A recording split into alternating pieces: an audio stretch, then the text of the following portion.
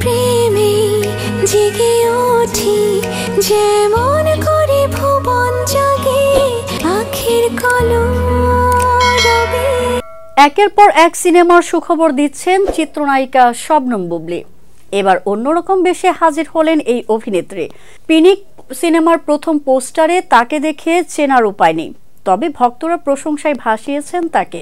গত বছরের নভেম্বরে কক্সবাজারে শুটিং শুরু হয় পিনিক ছবির। শুটিংয়ের মাঝপথে ছবির নায়ক আদর আজাদের ফার্স্ট লুক পোস্টার প্রকাশিত হয়। তখনই জানানো হয় ছবিতে বুবলীর চরিত্র সম্পর্কে ধারণা দিতে তারও একটি ফার্স্ট লুক পোস্টার প্রকাশিত হবে। শনিবার সন্ধ্যায় পিনিক ছবিতে বুবলীর ফার্স্ট লুক পোস্টার প্রকাশিত হয়েছে, যেখানে দেখা গেছে স্কার্ফে আবৃত নায়িকার মাথা, চোখে সানগ্লাস, বুবলীর মুখমণ্ডল খাঁচায় বন্দি। তার কাঁধ থেকে নিচের অংশ কালো পোশাকে ঢেকে রয়েছে, যা রহস্যময় আবহ তৈরি করেছে। পিনিকে বুবলীর বিপরীতে আছেন আদর আজাদ। কক্সবাজার ও রামুর বিভিন্ন এলাকায় এই সিনেমার শুটিং হয়েছে।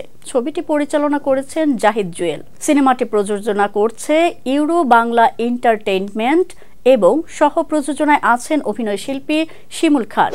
সিনেমাটির কস্টিউম ডিজাইনার হিসেবে কাজ করেছেন সাবিহা রিঙ্কু। সবকিছু ঠিক থাকলে চলতি বছরের রোজার ঈদে ছবিটি মুক্তি পাওয়ার কথা রয়েছে।